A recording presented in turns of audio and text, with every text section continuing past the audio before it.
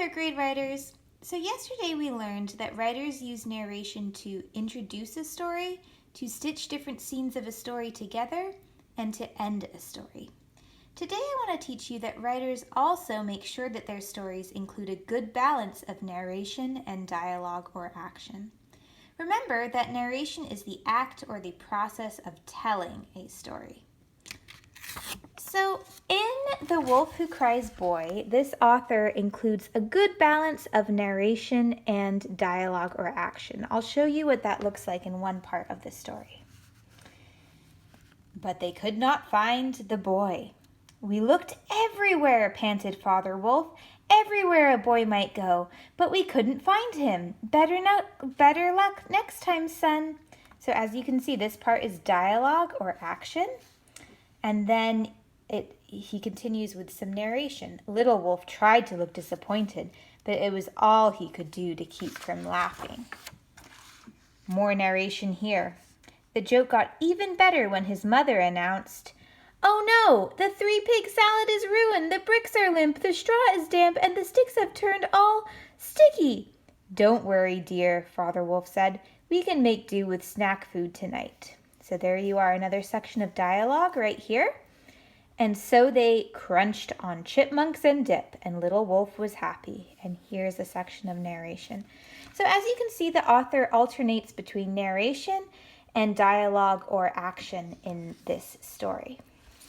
So I am going to give you 2 examples now. One where, as a writer, I included too much dialogue or action, and one where I included too much narration.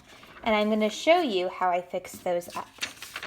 So the first time I wrote this part, I included too much dialogue or action. Here's what I wrote. "Big Pug Peralta, it's you," Little Pug cried.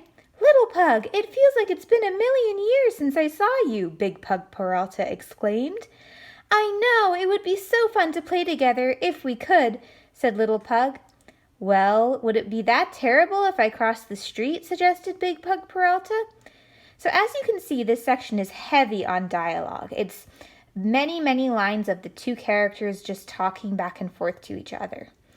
I'm going to show you now what happens when I include more narration in this part. So here's the just right version of the scene that I just wrote.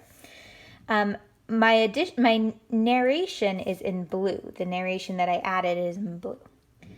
"Big Pug Peralta, it's you," Little Pug cried. Little Pug threw up her arms, and it took all her self-control not to run across the street to give Big Pug a hug. "Little Pug, it feels like it's been 1,000,000 years since I saw you," Big Pug Peralta exclaimed.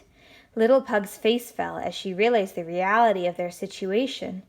"I know, it would be so fun to play together if we could," said Little Pug. A mischievous smile began to spread across Big Pug's face. "Well, would it be that terrible if I crossed the street?" suggested Big Pug Peralta. So as you can see, adding narration into this part of my story made it so that the reader could really picture what was going on in their mind. It painted a much clearer picture of how Little Pug and Big Pug were responding to the dialogue than the section I had before where I just had this dialogue. Now I'm going to show you an example where I included too much narration and I needed to break up that narration with some actions or dialogue. Here I go. Just then, in a spiral of color and flashing lights, the 6-foot monster appeared. Little Pug and Big Pug were so surprised. They wondered who this mysterious creature was and why he was here. The 6-foot monster explained that he had arrived to ensure that Little Pug and Big Pug stayed 6 feet apart. If they didn't, he would throw them into the 6-foot vortex. So here I did a good job of explaining a sequence of events, but it would become much more alive to my reader if I included some dialogue or action in this part rather than just telling my reader what is happening. So I went back and I rewrote that part, and here's my just right version. Just then, in a spiral of color and flashing lights, the 6-foot monster appeared. "Ah!" cried Little Pug and Big Pug together as they shielded their eyes and jumped behind trees. "Who are you? Why are you here?" Big Pug demanded. Little Pug couldn't imagine why this mysterious monster had appeared. She stared at him with wide eyes. "I am here to ensure that you stay 6 feet apart during these shelter-in-place times," roared the monster. So as you can see, the dialogue that I added in blue, and I broke up my sections of narration with some dialogue to paint a picture in my reader's mind of what is going on. So writers, today as you tell your story bit by bit, I want you to make sure that you're balancing lengthy sections of dialogue or action with some narration.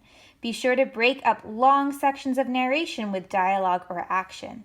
I would love to see some examples of your before and afters as well. If you find a section where there's too much dialogue, go back and try and fix it up like I did and make a just right version. Same if you have a section where there's too much narration. Please share these on Google Classroom. Let me know how it goes. Have a great writing time. Talk to you soon.